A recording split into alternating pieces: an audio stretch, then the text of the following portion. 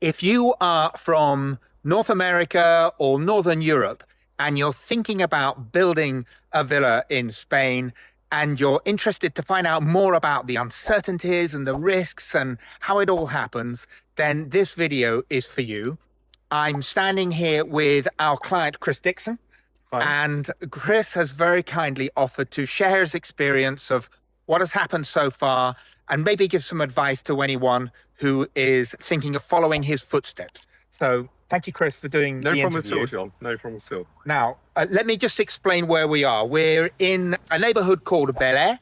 It's about 20 minutes to the west of Marbella. And we're at the stage of finishing now the execution project. So if things go to plan, then we'll break ground in a few months, maybe. I hope so, yeah. And start beginning the construction of the villa. Yes, yeah. Okay, so now before we talk about the house, I was wondering if you could just introduce yourself, tell us a little bit about you and your wife, Catherine. Yes. And what drew you to Spain initially? My wife, Kath, she's had an affinity to this place for probably 30, 40 years. Her grandparents moved out here. They started off having a second holiday home and then slowly retired and moved out here. So she's been holidaying here as a kid from probably sort of early teenage years and things like that. And when I met her, I'd never been to mainland Spain until I met and obviously married Kath, and she got me into the place as well. Originally, we were looking at buying a place. Yes. Didn't quite work out that way. You were saying you looked at 30, 40 properties or something? Yes, I mean, that started around about COVID time. We started looking at properties. We found one that we liked. We were at the stage then where we didn't have the funds because we had to sell a property in the UK. So we kind of sat back, and this was around August 20, I think. We sat back and we waited until the new year, and then we said we'd put our house on the market and see how it went. Unfortunately, someone bought that in that time frame, so we lost out on that one. And then we kind of went on this journey of looking at sort of properties around the 1 million to sort of 1.5 million price bracket. And we quickly found, after putting in offers on about 3 or 4 different places, we found some rogue ones that we had to withdraw offers from, and we got gazumped a few times, that around that price point, it's very limited as to what you can get.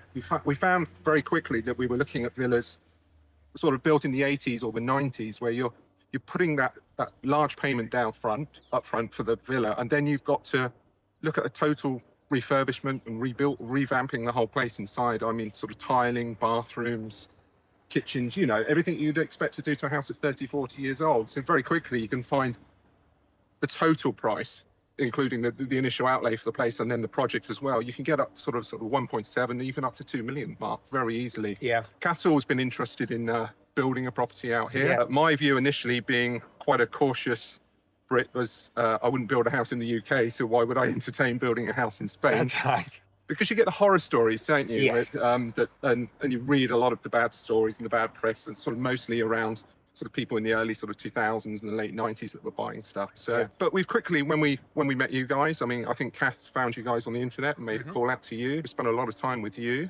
and we found some land that we were interested in, or various plots we were interested in at Montemayor, which is up in the mountains. It's very easy to fall in love with these plots up in the mountains when you're looking down at that sort of panoramic view of the Med.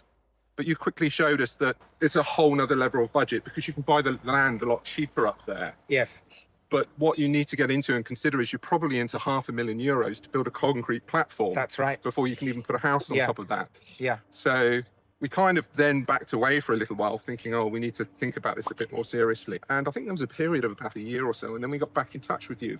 And you guys, I can't remember how we did it actually, but you engaged another architect and an estate agent that had a good handle on the land around here. Well, the other architect was actually a previous client of ours. Okay. If you remember. That's right, yes. And his wife was the estate agent.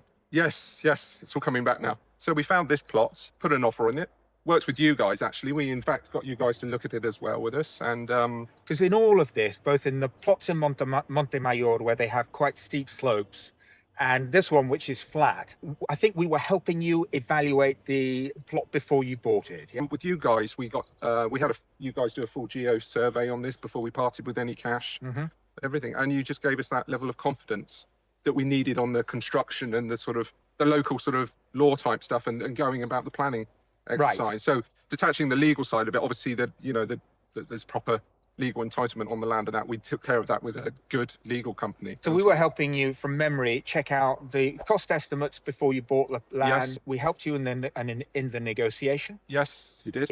We checked out the planning regulations that related to the plot. Yes. Yeah. And this plot is completely flat, so there's no uncertainties about that element, which we had up in Montemayor. Yes, exactly. And that was one of the key things that you really opened our eyes to, is try and get a plot that's, in our case, it suited us. It's as flat as can be. And also it's got all the utilities ready at the curbside. Yeah. So we haven't got that consideration either. So principal concerns, I'm just really conscious that someone who's watching this video might be interested in what your principal concerns were when you were evaluating the different plots. Principal concerns was probably, is it going to be legal? Are you going to be able to build something on it? Also, from the point of view of the area, it comes down to a little bit of return on investment as well. I know that the sort of marketplace has changed over the last 3 or 4 years. You know, to be clear, this is going to be our retirement house. So we're not looking to flip it and make a return on investment at all. But things like that still have to be considered. Of course. When you're passing it on to your kids and your loved ones when that day comes, or if you do have to oversell it. So obviously got all the utilities ready to go, because you don't want to be digging up a mountain to put cables in and things like that. Flat, nice plot as well, which is, you know, you're not getting into the sort of hundreds of thousands of euros to build a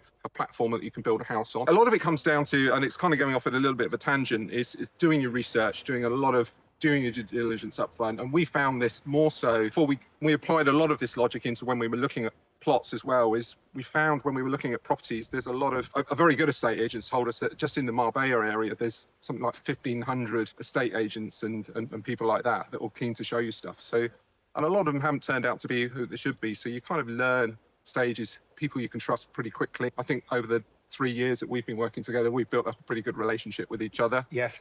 You've always been open and honest with us, helped us control costs and things like that. There's no absolutes until we start breaking ground, obviously. You know, what I particularly liked about you guys is you gave us that spreadsheet up front where you broke down the costs. When we went through the initial plans that we submitted for our build license, you even got a quantity surveyor involved to give us a cost by cost breakdown of everything. So I think we probably within, I don't know, you're the expert, maybe 10 to 15% contingency. We're probably not that far off of how it's going to turn out when we get the quotes back from the builders and we start to break ground. Yeah, and we always have that line in the spreadsheet, which is called something like unforeseen contingencies or unexpected costs. Yes. Because we expect the unexpected.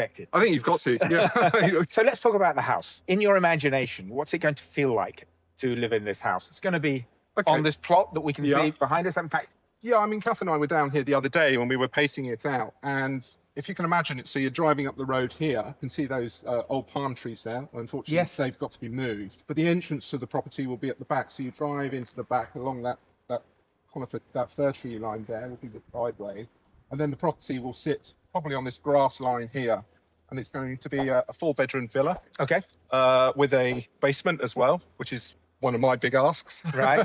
Because I wanted my man cave. And then probably where we stood here is going to be the pool. Yeah. With a piece of land in front of us off camera out of sight there. Yeah. I mean, it's a big plot. It's about 1,200 square meters, this plot. So it's going to be a sizable, nice villa on it as well. And Kath is, like I said before, Kath, she's very interested in property and things like that. She spends all her time skimming through, and I think she sends you a lot of pictures. I want it looking like this, and the tiles and things like that. Whereas I'm kind of a bit more laid back spreadsheet guy. But as we're moving through this process now, I'm getting more and more excited every time I come here, and it's starting to turn into reality. And just sort of sat out there drinking a gin and tonic is my goal at the end of the day. And hopefully we'll be there within 18 months, I think. So Kath's enjoying the process, and I seem to remember we often laugh because Domingo will say, "Oh no, don't go on Pinterest." Yeah. You know, as we're trying to pin down all the finishes. Yes. Because it opens up a whole new area of investigation, you know? Yes, yeah, very much so. But of course, Pinterest is a perfect place actually to create your vision. And we need those images in order to be able to guide you on costs. Yeah, absolutely. I mean, there's a couple of things, and that's one thing you're really good at is you'll tell us, well, you can have that if you want, but you're going to be blowing the budget. You're going to be out of budget. So, you know, if you want to focus on that, we can do that, but we might have to cut costs in other areas. And that's been brilliant. And, you know, as in my job, having to look at costs and things like that, that's sort of music to my ears because, you know, anyone can get carried away. Even I get carried away when I start looking at what I can do in that basement. But cost control is the big thing. When you decided to work with Vida Homes, what were you really looking for?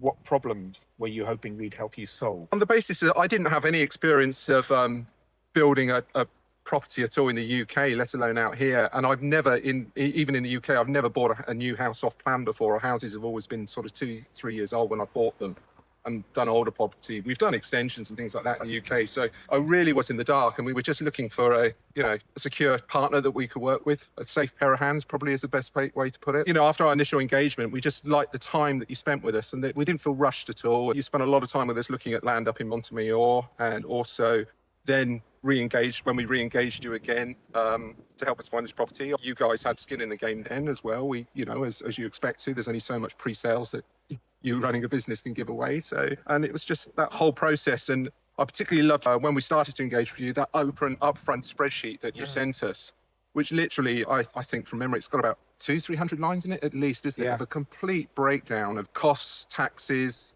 everything that you need to consider with building it, and numbers that we just constantly work as we're going through the process and getting more and more informed information back as we start to obviously develop the plans and look at moving forward with it. Maybe for the benefit of someone watching this video who might be thinking about building a villa in Spain, what's your advice? What advice would you give them? Do your homework first of all. There's a lot of information out there on the internet. Don't be afraid to sort of talk to people a lot and engage multiple companies. It's an individual thing, but it's how you build up that trust with people, and working with you guys and the friendliness that we found, and the patience that you had with us as well. A lot of people are very quick to take your money in return for not giving much, whereas one of the big surprises about you guys is you did a lot of pre-sales that you weren't expecting payment for. And it was literally, we got to the stage where we said, look, I'm feeling embarrassed now. I need to start giving you some money for the effort you're putting in here.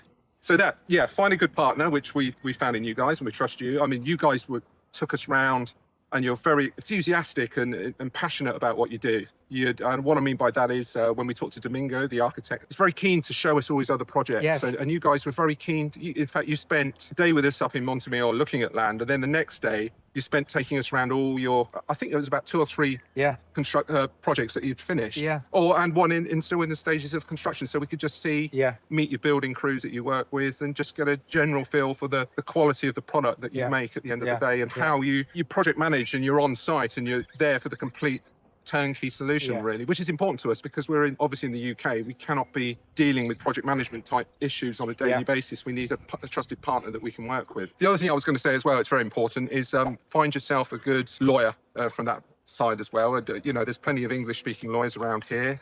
Great. Well, look, thank you so much. It's been a pleasure working with you, by the way, I must say. Yeah. And let's hope everything goes smoothly. Well, I sincerely hope so. And, and we're sat here in the sunshine, and it's making me think of my gin and tonic again. Yeah. So, okay. Yeah. Good. Well, I look forward to joining you on the terrace of your new home. Oh, you're more than welcome.